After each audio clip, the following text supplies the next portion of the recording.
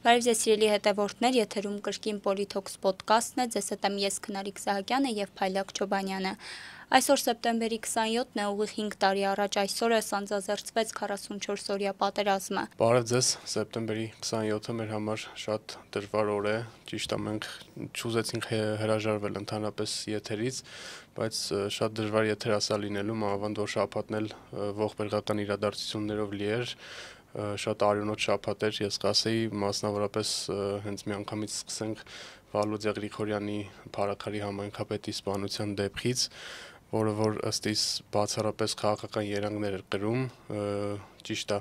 հիմա ներքին գործերի նախարարությունը փորձում է հիմնավորել դա նրանով, որ փետրվարյան տեղի ունեցած դեպքերից էր այս ամեն ինչը հացանցվել, բայց եթե նույնիսկ դա էր հիմնական պատճառը, ես կարծում եմ, որ նրանք պետք է այնուամենայնիվ կանխարգելիչ որոշակի միջոցառումներ ձեռնարկեին, որ այդ վենդետայի շարանը չշարունակվեր ու չմեռներ, չմահանար 4 երեխաների հայրը ու այդպիսի ողբերգություն ընդհանրապես մեր քաղաքական դաշտում տեղ չունենար, առհասարակ ես համարում եմ, որ սպանությունները կամ ծեծը նույնիսկ քաղաքական դաշտում տեղ չունեն, քաղաքական դաշտը դա խոսելու, բանավիճելու տեղ է ու պետք է միշտ մենք մեր ոդկասթների եթերում էլ եթե կհիշես նախկինում ազգային ժողովում երբ իրար էին ծեծում, նույնիսկ հայոյում մենք կոչ էինք անում զսպվածության ու կոչ էինք անում, որ բանավիճային ֆորմատով բոլոր հարցերը լուծվի, դրա համար ես մեկ անգամ եւս ցանկանում եմ բոլոր կողմերին զսպվածության կոչ անել, ճիշտ է, այսպիսի ողբերգական դեպքից հետո շատ դժվար է, բայց ամեն դեպքում պետքա զուսպ լինել, պետքա Վալոդիա Գրիգորյանի հիշատակը եւս մեկ անգամ հարգելով թույլ չտալ առավել եւս հիմա, որ մեր երկիրը այսպիսի դժվար փուլում է գտնվում, առջևում ընտրություններ են ու ընդհանրապես պետք չի, որ մենք առանց էլ ճգնաժամում ենք, այս ճգնաժամը ավելի խորանա, հակառակը պետքա փորձենք մաքսիմալ դուրս գանք այս ճգնաժամային մասից, այս մասով եթե Իրականում բռնությունը մշտապես դատապարտելի է, մենք էլ նորից շատ անգամներ նշել ենք, որ դա դատապարտելի է մեզ համար ու չնայած որ դու դրանում տեսնում ես քաղաքական երանգ, միգուցե եւ դա այդպես է, չեմ կարող ես, քանի որ հիմքեր չունենք, բավարար հիմքեր չունենք ու ապացույցներ չունենք, չենք կարող այդ մասին այդպես մանրամասն խոսել, բայց երբ որ շատերը մեղադրում են, հա, իշխանություններում, թեկուզ եւ իշխանություններին նրանում, որ օրինակ քաղաքապետը, համայնքապետը ընդդիմադիր էր, սպանությունը պայմանավորված էր դրանում, ուզում եմ ասել, որ չնայած որ մեր բանտերում այսօր մենք ունենք քաղբանտարկյալների մեծ թիվ ու ունենք տարատեսակ, հա, ձևերով քաղաքական ճնշումների ենթարկված անձինք իրենց կարծիքի համար, այլակարծության համար, ամեն դեպքում ես հիմքեր չունենալով նշում եմ, որ կարծում եմ ու ավելի շուտ լիահույս եմ, որ այս իշխանությունների ձեռագիրը չի այդ սպանությունները ու կարծում եմ, որ միայն հա այդ քաղբանտարկյալներով կսահմանափակվի այդ բռնաճնշումների ալիքը ու չնայած որ ինչքան ցավում ենք այդ քաղբանտարկյալների համար, այնքան բնականաբար մի քանի անգամ ավելի մեծացավ է, երբ որ մարդիկ դառնում են քաղաքական սպանությունների ենթակա ու քաղբանտարկյալների մասին խոսեցինք։ Մանավանդ երբ որ այդ զոհը 4 երեխաների հայր է անչափահաս, դա քառակի երակի անգամ ողբերգական է, ես չգիտեմ չեմ ուզում ոչ մեկի սուքը չափեմ, բայց իրապես անընդունելի երևույթ է ու երբ որ Նիկոլը մասնավորապես խոսում է, որ ստեղ ժողովրդավարության բաստիոն է, մի քանի օր առաջ էլ գիտենք ժողովրդավարության հայկական ֆորումներ ու ինքն դեռ այդ եվրոպական ներկայացուցիչների մոտ խոսում էր թե ինչպիսի ժողովրդավարություն է այստեղ ու ընդամենը դրա հաջորդ օրը տեսանք մենք Նիկոլի ժողովրդավարության դեպքը, նույնիսկ եթե թույլ տանք այդ վարկածը, որ իշխանությունները այստեղ մեղք չունեն, ես էլի եմ կրկնում, որ իրենց ամենաթողության երկրում, երբ որ ամեն երկրորդ լակոտի ձեռը կներկարտացնես համար ներկա իրավիճակում դանակ կա ու ասենք 14-15 տարեկան երեխաները դպրոցներում իրար են սպանում դանակներով, չգիտեմ, ու մեր ոստիկանությունը, ապօրինի զենքերը, այո, ու մեր ոստիկանությունը զբաղված է հիմա ինչով Նիկոլի թիկնազորի դերը կատարելով ցույցերին հանրահավաքներին, այո, ցույցերին հանրահավաքներին Նիկոլի անվտանգությունը ապահովելով ու ցուցարարներին, խաղաղ ցուցարարներին շեշտեմ ծեծելով, բռնության ենթարկելով, ու մենք այդ բոլոր դեպքերը գիտենք, որ խոշտանգումների են ենթարկում, նույնիսկ իրենց այդ մեքենաների մեջ, վիդեոները բոլորը արձանագրված կա, այդ ամեն ինչը էս եկել կուտակվել է ու հասել է այն կետին, որ հիմա օրինակ եթե Նիկոլը ինչ որ X ճանապարհով անցնում է, ճանապարհին քառակի հնգակի անգամ շատ ավելի ոստիկան կա, քան այն համայնքում, մասնավորապես այն մարդու տան շրջակայքում, որ պետք է հատուկ հսկվեր, որ իրանք գիտեին, որ հաստատ այնպես դեպք շարունակվելու է այդ դեպքը, երբ որ փետրվարին այդ իրադարձությունը տեղի ունեցավ Փարաքարում, Մերձավանի համայնքապետներ նախքին խառնված այդ դեպքի հետ, իրանք մի քիչ առաջ էլ գնահոսնակը նշեց, որ մենք գիտեինք, որ այդ դեպքը կրկնվելու է ու օպերատիվ աշխատանքներ ենք տանում, բայց այնուամենայնիվ, քանի որ չեն կարողացել կանխել, ես կարծում եմ, որ դա Միայն մի բանի մասին է վկայում, որ իրենք իրանց աշխատանքը տապալել են, ձախողել են, ինչպես որ բոլոր ոլորտներում։ Բայց այս ամեն ինչը նաև ես ուրիշ կողմից կցանկանայի դիտարկել, եթե դեմ չես այդ մասով էլ քննարկենք համայնքների ընդդիմադիր համայնքապետերի Նիկոլը որ անդադ, երբ որ ընտրությունը պարտվում է ընդդիմադիր, օրինակ Վանաձորում Մամիկոն Ասլանյանը կալանավորվում է, օրինակ հիմա Գյումրիում հաղթել է Վարդան Ղուկասյանը, իր որդու հանդեպ քրեական գործ է, չգիտեմ, իր հանդեպ քրեական գործ հարուցվել ու այսպես բոլոր համայնքապետերի հանդեպ փորձում են ինչ-որ կեղտման գալ, այսպես կոպիտ ասած, իսկ Վալոդիա Գրիգորյանի հանդեպ ոչինչ չկարողացան գտնել ու այսպիսի դեպք եղավ, ինչ ես կարծում։ Իրականում կարծում եմ, որ եթե ուզենային, որ ինչ-որ կերպ ճնշվեր նրա կարծիքը, ամեն դեպքում քաղբան տաշկյալել կդառնար, ամեն դեպքում քրեական գործեր էլ շինծ ու գործեր էլ կավելացվեին նրա անունի հետ կապված, որովհետև այդ նույն դեպքում օրինակ Գյումրիում Վարդան Ղուկասյանի դեպքը, հա Մամիկոն Ասլանյանի դեպքը, կարծում եմ, որ շատ հարցերում դրանք շինծ ու գործեր են, ինչպես նաև, չգիտեմ, Միքայել Աչապահյանինը, Բագրատ Սրբազանինը, այսինքն կարծում եմ, որ իշխանությունը ընդհանրապես խնդիր չունի գործ կարելու մարդկանց վրա ու այս դեպքն էլ բացառություն չէր լինի, եթե դրա կարիքը լիներ, ես լիահույս եմ, որ սա իրապես իշխանությունների ձեռագիրը չի ու լիահույս եմ, որ քաղաքական սպանություններ մեր երկրում տեղի չեն ունենա, իհարկե գիտենք նախկինում շատ դեպքեր եղել են, որոնք էլի չբացահայտված են, շատերը կապվում են քաղաքական սպանությունների հետ, շատերը կապվում են անձնական վրեժխնդրության հետ, սա կարծում եմ, որ իրապես անձնական վրեժխնդրություն էր ու լիահույս եմ, որ հետագայում նման գործողությունները կկանխվեն, ուղղակի իշխանությունների մեղքը նրանում է, որ ինչպես նշեցի, պատշաճ գործողություններ չեն իրականացվել ոստիկանական այդ ջոկատների կողմից։ Այո, մենք հաջորդ մեր թեմային անցնենք, ինձ թվում է քաղաքականներից, այո, Միքայել Սրբազանը մեղավոր ճանաչվեց դատարանի կողմից, այն դատարանի, որ լիովին վերահսկվում է Նիկոլ Փաշինյանի կողմից ու մեկ զանգով ինքը արդարադատություն է վերահսկում։ Ես կարծում եմ, ինձ հենց սկզբից էլ ակնհայտ էր, որ տվյալ դատավորը Արմինե Մելիքսեցյան, եթե չեմ սխալվում, մեղադրական վճիռ է կայացնելու Միքայել Սրբազանի հանդեպ, բայց մենք մեր նախորդ հաղորդումներում էլ ենք խոսել, հիմա շատ չբացենք այդ թեման, շատ չմանրամասնենք, որ Միքայել Սրբազանը, եթե իրեն այն ժամանակ, երբ որ ինքը իր հայտարարությունը արել էր, այդ ժամանակ իր վրա գործ հարուցեին, էլ ինչ որտեղ կարելի էր հասկանալ, չնայած մեկը այդտեղ բռնության կոչ չկա, որովհետև ինքը այդ լծակները մենք խոսել ենք դրա մասին, որ չի տիրապետում ոչ մի լծակի, որ կոչ անի, եթե ինչ որ բանակի գեներալ լիներ, դա ուրիշ կլիներ, բայց երբ որ դրանից 1 տարի հետո է իր հանդեպ գործ հարուցվում, այն նրանից հետո որ սկզբից ասում են քննչական կոմիտեից, որ այդտեղ հանցակազմ չկա, հետո ասում են, որ կա 1 տարի անց որոշումը փոխում են, ես դա դիտարկում եմ միանշանակ որպես քաղաքական պատվեր ու այստեղ արդեն 100%-անոց աներկբայորեն չեմ կարծում, որ երկրորդ կարծիք կա, որ միանշանակ իշխանությունների կողմից իջեցված հրահանգեր դատավորն էլ կատարել այդ հրահանգը ու իր եւ չգիտեմ իր վրա այդ խարանը սերնդեսերունդ պետքա մնա, որ ինքը դատել է arczepiskopos մարդու, իսկ մենք գիտենք, որ arczepiskoposների առասարակ հոգեվորականների Հայաստանի անկախ պատմության մեջ երբևէ չեն դատել. Իսկ Միքայել Սրբազանը միշտ աչքի ընկել բոլոր իշխանությունների օրոք իր ընդդիմադիր խոսույթով, բայց հենց ամենաիրեն հորջորժող ժողովրդավար հորջորժող իշխանությունների օրոք հիմա մեղավոր ճանաչվեց ու ամսի 29-ին էլ պետք է հայտարվի թե քանի տարի էր պատիժը կրելու, իմ կարծիքով սա եւս մեր բաց թողումն է, մեր չգիտեմ, մեր բոլորիս հավաքական ընդդիմության ու սովորական քաղաքացիների, որ մենք թույլ ենք տվել, որ Նիկոլը այսքան մնա, որ իր ձեռքերը արդեն հասնում են arczepiskoposների։ Ու երբ որ խոսեցիր դատավորի խարան մնալու մասին, չգիտեմ, տեսել ես այդ դրվագը, ֆիքսել ես թե չէ, ինքը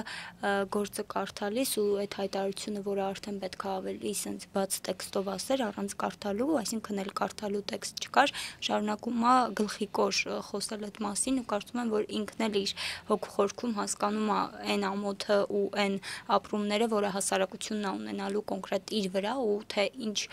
կարգի անեցքա, ինչ ձևով է ինքը անիծվելու սերնդեսերունդ, որովհետև իրապես ինչպես նշեցիր, այդ անկախ պատմության մեջ հոգևորականներին դատելը նրանց այդ կարգի, չեմ ուզում այդ բառը ասել, նվաստացնելը, որովհետև իշխանություններն են դրանով նվաստացել, այստեղ Հաչապահյանը։ Այո, Միքայել Սրբազանը դատանում ավելի շատ հաղթեց դատավորը նվաստացավ, որովհետև իր պահվածքը, իր խոսքը, իր ելույթը ավելի վեհեր, քան ավելի, չգիտեմ, ուրիշ աշխարհեր, իսկ դատավորը, չգիտեմ, այնտեղ միանշանակ դատավորը պարտվեց, ես կարող եմ ասել, ու հանրության բոլոր շերտերն է, եթե իհարկե ուղեղը լվացած մարդիկ չեն, որոնք որ ասում են, որ պետքա arczepiskopos-ը բանտում լինի, իսկ ես նման մարդկանց կյանքում չեմ հասկացել, նույնիսկ իմ համար ամենազարմանալին այն է, որ իրենք ասում են մեղավոր չէ այդ տվյալ դեպքով, բայց պետք է բանտում լինի, իսկ այդպիսի կարծիք ես եւս լսել եմ ու այդ ամենացածր կրթվածության շեմը չունեցող նույնիսկ մարդու մտածելակերպն է, ես չեմ կարող երբեք ընկալեմ դա, որ անմեղ մարդը ինչու բանտում լինի, ես չգիտեմ։ Ու չնայած այն հանգամանքին, որ բոլորս արձանագրում ենք, որ մեր երկրում փաստացիորեն կան քաղբանտարկյալներ, Հայաստանի Հանրապետության վարչապետ Նիկոլ Փաշինյանը վերջերս հայտարարեց, որ մեր երկրում քաղբանտարկյալներ չկան, կոռուպցիա չկա, ունենք արդար իրավական համակարգ, ինքը կապ չունի արդարադատության հետ, այսինքն իր խոսույթը նրան մերկայանում, որ մեր երկրում կա իշխանության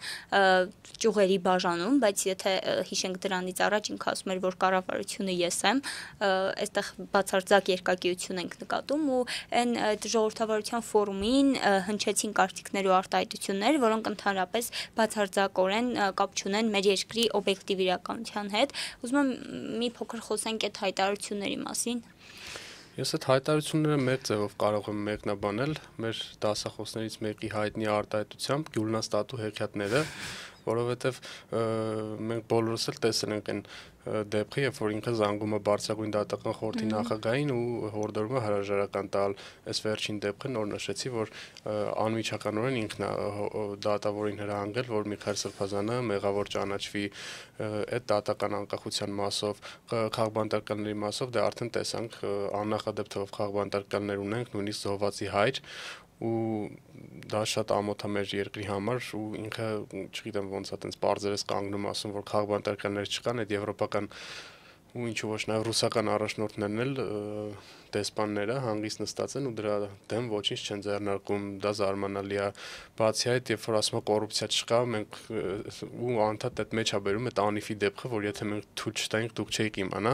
իսկ ես հարց ունեմ Նիկոլ Փաշինյան, քանի տենց էլի Անիֆներ կան, որոնք որ չեն, դուք չեք ցույց տվել ու մենք չգիտենք։ Դա եթե դուք հարցը տենց եք տալի, ես էլ հարցը սենց ձևափոխեմ։ Դուք ասում եք, որ Անիֆի դեպքով այո շատ մեծ կոռուպցիոն խայտարակ սկանդալներ են եղել ու մենք այդտեղ շատ մեծ գումարներ են կորցրել, բայց եթե այդ կողմից նայենք, քանի էլ դեպք կա, որ մենք չգիտենք։ Ու մենակ մի մասով կարելի է ձեր իշխանության կոռուպցիա լինել չլինելու, նույնիսկ այդ Ավինյանի հոր դղյակները, չգիտեմ, ֆինանսների նախարարի հորը, որ անտոկոս 6 միլիոն վարկ են տալիս կամ չգիտեմ ինչ որ էլի տես տարօրինակ դեպքեր, որոնք որ հիմա սաղ չմատնանշեմ, մեկ դեպքով ընդամենը, որ մենք մինչև Նիկոլ Փաշինյանի գալը 2018 թվականին ունեցել ենք 6 միլիարդ դոլար արտաքին պարտք, հիմա ունենք երկու անգամ ավել 13 միլիարդ դոլար, դա արդեն ամեն ինչի մասին խոսում է, որ այս երկրում կա կոռուպցիա, որովհետև մեր պետական բյուջեն, պետական միջոցները կարելի էր բավականացնել, որ մեր պետությունը զարգանա, բայց իրենք քանի որ կրկնապատկել են, այդ նշանակում է, որ իրենք կողքից իրանց ջեբն են դնում, դրա համար չի երիքում ու անդադ պարտ։ Միանշանակ, որովհետև եթե այդ միլիարդների ֆոնին մեր ռազմական բյուջեն չի ավելանում ու ամենակարևոր ոլորտներից մեկը այդ բանակաշինությունը չի զարգանում, ապա ուր են գնում այդ փողերը։ Դա շատ տրամաբանական հարց է ու քանի որ այս մասին խոսեցինք, ուզում եմ նաև արձանագրենք մի փաստ, որ Ադրբեջանը մեծացնում է իր ռազմական բյուջեն, իսկ մենք այո որոշել ենք, որ պետք է կրճատենք ու այն միակ պատասխանը դրան, թե ինչու է նմանատիպ որոշում կայացվել, Փաշինյանն նշում է, որ արդեն օգոստոսի 8-ին ինքը խաղաղություն է բերել ու կարիք չկա ռազմական բյուջեն բարձրացնելու կամ որ ամենակիչը գոնե նույն չափի թողնելու, իսկ ու տրամաբանորեն հարց առաջանում Ադրբեջանի համար այդ խաղաղությունը չկա կամ արդյոք միայն հայ-ադրբեջանական այդ խաղաղությունը Հայաստանին է բերվել ու միայն Փաշինյանին է հաջողվել բերվել այդ խաղաղությունը, այն խաղաղությունը, որի մասին մենք շատ խոսել ենք, բայց այս վերջերս էլ նորից զավեշտալի դեպք էր եղել, երբ որ Թրամփին հարցնում են Փաշինյանի ու Ալիևի միջև հաջողվեց խաղաղություն հաստատել, դուք կարողացաք, ինքը ասում է ում ու չի էլ հիշում, որ երկրների ղեկավարների մասին է խոսքը, չի էլ հիշում, որ ինքը խաղաղություն է բերել մեր տարածաշրջան ու ինչպես կարելի է դրան լուրջ վերաբերվել ու ռազմական բյուջեն ու ծախսերը կրճատել հանուն այդ խաղաղության։ Դե մարդը գիտի, որ Ալբանիայի ու Կամբոջայի միջև է խաղաղություն հաստատել, ինչ Հայաստան, ինչ Ադրբեջան։ Իսկ եթե լուրջ ասեմ, Ալիևը նախորդ օրն էլ ՄԱԿ-ի ամբիոնից հայտարարեց, որ այդ խաղաղությունը Թրամփի հետ կնքած օգոստոսի 8-ի խաղաղություն է բերելու տարածաշրջան, բայց այնուամենայնիվ այդ Թրամփի ուղին ինքը կոչեց էլի ՄԱԿ-ի այդ բարձր ամբիոնից կոչեց Զանգեզուրի միջանցք ու Էրդողանն էլ նույն կերպ վարվեց, նաև Էրդողանը այդ նույնը արեց Թրամփի հետ հենց անմիջական հանդիպման ժամանակ ու Թրամփը Էրդողանին ոչ մի ձև չուղեց, այսինքն այդ միջանցքին, որ կոչվում է Թրամփի ուղի փաստաթղթով, անվանում են Թրամփի ուղի միայն Նիկոլ Փաշինյանը ու վերջ, Թրամփն էլ նույնիսկ չի անվանում Թրամփի ուղի ու ստեղ էլի դիսոնանսա ճիշտ ես ասում առաջանում, երբ որ Հայաստանը կրճատում է իր բյուջեն, իսկ Ադրբեջանը ավելացնում է։ Ես ինքնին կարող էի հասկանալ բյուջեի կրճատումը, որովհետև բյուջեի կրճատումը չի բխում ծախսերի արդյունաբերությունից, այսինքն կարող է բյուջեն կչացնեն, բայց այնպիսի արդյունավետ ծախսեր կատարեն, որ բանակը ավելի ուժեղանա, բայց քանի որ մենք գիտենք, որ բանակի ղեկին կանգնած է Սուրեն Պապիկյանը, այդ ծախսերը ամբողջությամբ ինքն է կառավարում, հիմա 19% է պետական բյուջեից գնում պաշտպանության նախարարություն, ինձ թվում է, որ 19%-ից առնվազն 10-ը ինքը բանակի մեջ չի դնում, այլ իր ջեբն է դնում, ասենց ասեմ, կոպիտ ասեմ, որովհետև բանակը այս տարիների ընթացքում փոխանակ զբաղված լիներ արդիականացմամբ, նոր զենքերի զինատեսակների գնմամբ, խրամատների փորմամբ ու այլ բաներով, որոնք որ հիմա սաղ չթվարկեմ, իրանք հակառակով են զբաղված, բանակի տևողությունն են կրճատում, դարձնում են 1.5 տարի, որ ավելի քիչ մենք թվակազմ ունենանք բանակի, այս ամեն ինչը փաթեթավորելով այդ խաղաղության օրակարգով, բայց իրականում ոչ մի խաղաղություն էլ չկա, մենք նախորդ հաղորդումներում ճիշտ ես խոսել ենք ու ես հենց նոր ցույց տվեցի, որ Զանգեզուրի միջանցքա Ալիևը դրան կոչում, Էրդողանը կոչում ու մենք պետք է պատրաստվենք իրականում պատերազմի, ես այսպես կասեմ, որովհետև վաղ թե ուշ Ադրբեջանը փորձելու է ինչ որ տարածքներ ուժով գրավել, իսկ ինչքան մենք շուտ պատրաստվենք պատերազմի, այնքան մենք ավելի պատրաստված կլինենք, իսկ խաղաղության օրակարգ չկա ու չի էլ եղել Ադրբեջանի հետ չի կարող խաղաղության օրակարգ լինել, որովհետև իրենք մինչև չգան է ստուդիայում նստեն երկու ադրբեջանցի այս հաղորդումը չվարի մեր հետ, չեն հանգստանալու։ Ցավոք այդպես է, բայց եսա մասին եթե ասելիք չունես, անցնենք հաջորդ թեմային, դու խոսում ես քաղբանտարկյալների, խոսում ենք, չգիտեմ, այն մասին, որ նույնիսկ զոհվածի հայր կա այդ քաղբանտարկյալների շարքում, բայց երբ որ մենք խոսում ենք այն մարդկանց մասին, ովքեր պատերազմում հարազատներ են կորցրել, ինչքան էլ որ ցավով եմ արձանագրում, իրանք էլ են բաժանվում երկու տեսակի, կան մարդիկ, ովքեր որ իրապես ցավում են դրանում, իրապես չեն էլ ուզում խառնվել քաղաքականությանը, որովհետև իրենց ամենաթանկը իրենք արդեն իսկ կորցրել են այդ պատերազմում, ու կա երկրորդ տեսակը, ովքեր որ օգտագործում են այդ պատերազմում կորցրած զինվորի անունը շահարկում են քաղաքական նպատակներով, ինչքան էլ որ ես իմ համար հաճախ խոսել այդ մասին, պետք է նաև անդրադառնանք Գեգամ Նազարյանին, որովհետև այս շաբաթ իր մասին էլի ինֆորմացիան շատ էր, երևի սկսես ես կշարունակեմ։ Ես կասեմ մի բան Գեգամ Նազարյան ընդամենը, նախ իր պահվածքը ես դիտարկում եմ որպես վերջին մասշտաբի խայտարակություն ամոթ, չգիտեմ, ել ոնց մութագրեմ, ուղղակի իր զոհված որդու ապգարի հիշատակը հարգելով ես իրան վերջի վիրավորանքը չեմ հասցնում, բայց ինքը ասեմ, որ արժանի է դրան, որովհետև ինքը բոլոր կարմիր գծերը անցել է, մասնավորապես այն դեպքով, երբ որ ինքը իր զոհված որդու, այսինքն իր ամենաթանկ բանի անունը շահարկելով ասում էր, որ իմ ապգարը եկել է ինձ երազից ու ասել է, որ ես Նիկոլ Փաշինյանին ներեմ ու ես ներել եմ Նիկոլ Փաշինյանին, այսինքն ինքը իր զոհված որդու հիշատակը անարգելով Նիկոլ Փաշինյանին է արդարացնում ու ես տվյալ մարդուն, չգիտեմ, ինչ բառերով կարելի է բնորոշել, բայց ես վերջում ինչ ենք հիմա Գեղամ Նազարյանից խոսում, որովհետև ես վերջում ինքը Ռուբեն Ռուբինյանի հետ նախագիծ են համահեղինակել, որ պետք է մտնի ԱԺ ու քննարկվի, Ռուբեն Ռուբինյանը էլ գիտենք ԿՊԱ-ական պատգամավոր է, ԱԺ փոխոսնակը, ով որ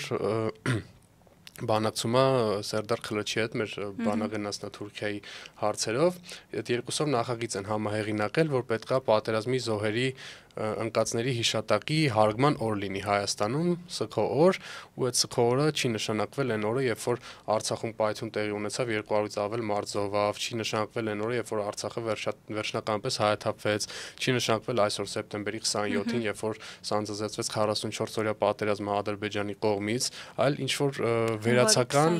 այո, ինչ որ վերացական հունվարի 27, որ ոչ մի օր չի նշանակում, այդ օրը, ասենք, ոչ մի կապվածություն չկա այն նահատակների, այն ընկածների հետ, որը որ պետքա լիներ։ Ես կարծում եմ, որ այդ օրը եթե նույնիսկ լինի, լինելու է մի հատ քաղաքացու տոն ունեն, նույնիսկ չեմ հիշում երբ է, այդպես սահմանադրության օրվա մոտերքն է քաղաքացու տոնը, որ ոչ մեկ ոչ նշումը, ոչ էլ մի քանի անգամ այդպես պետական մակարդակով։ Հուլիսի 5-ին է կարծեմ նորից սահմանադրության օրն են դրել այդ։ Չեմ հիշի, բայց մի քանի անգամ պետական մակարդակով նշվեց, ու էլ չնշվեց, այդ իրանց դրած սքորն էլ երևի այնքան կյանք կունենա, ինչքան որ իրանց իշխանությունը ու կվերանը կգնա։ Իսկ Գեղամ Նազարյանի մասով ես արդեն ասեցի, իրապես երես, չգիտեմ, խայտարակ վարքով մարդ չկա, որովհետև ես մի անգամ երբ որ ինքը Հայաստան դաշինքից դուրս եկավ, գրառում էի կատել, այդ ժամանակ ընդհանրապես ոչ մի վիրավորական արտահայտություն չէի արել, ճիշտ է դրանից հետո ինքը բոլոր կարմիր գծերը անցել է, մասնավորապես Պետրոսի մոտ հաղորդումներում, չգիտեմ, ԱԺ իր ելույթներում ու այլն, բայց այդ գրառման մեջ գրել էի, որ եթե առանց անձերի, էլի, եթե X մարդը անցել է ինչ-որ մեկի ցուցակով խորհրդարան, ու այդ X մարդը այլևս ինչ-որ պատճառներով չի կիսում այդ դաշինքի կամ կուսակցության գիծը, այդ մարդը կամ պետքա բարոյական իր չափանիշներով այդ դաշինքից բանից դուրս գա կամ մանդատը դնի։ Ու ինքը մինչև հիմա տեսնում ենք, որ ինքը իր մանդատը չի դրել, շարունակում է մարդկանց խաբել, իբրև անկախ պատգամավորը հանդես գալի, բայց ես կոչ եմ անում Գեղամ Նազարյան գնա մտի ԿՊ հանգիստ ծրագրեր իրականացրա, որտեղ մենք բոլորս էլ տենում ենք, որ դու Նիկոլա Բարո մարդ ես։ Իրականում ինձ թվում է ասելիք չկա էլի այս մասով, ես արդեն նշեցի, որ խնդիրը կոնկրետ բարոյականության ու այն կարմիր գծերի մասն է, որը որ տվյալ անձի կողմից հատվել է ու ել ավելացնելու բան չունեմ այդ մասով, որովհետև չեմ ուզում, անցնենք վիրավորանքների դաշտը, երևի ամեն ինչ ավելի պարզ է, երբ որ խոսում ենք այն մասին, որ տվյալ մարդու մոտ բացակայում են բոլոր այդ բարոյական չափանիշները։ Ամեն դեպքում ամփոփենք հաղորդումը, շնորհակալ ենք, որ մեզ հետ եք, հիշեցնենք, որ եթերում Պոլիթոքս ոդկասթի հերթական թողարկումներ, մինչ հաջորդ շաբաթ։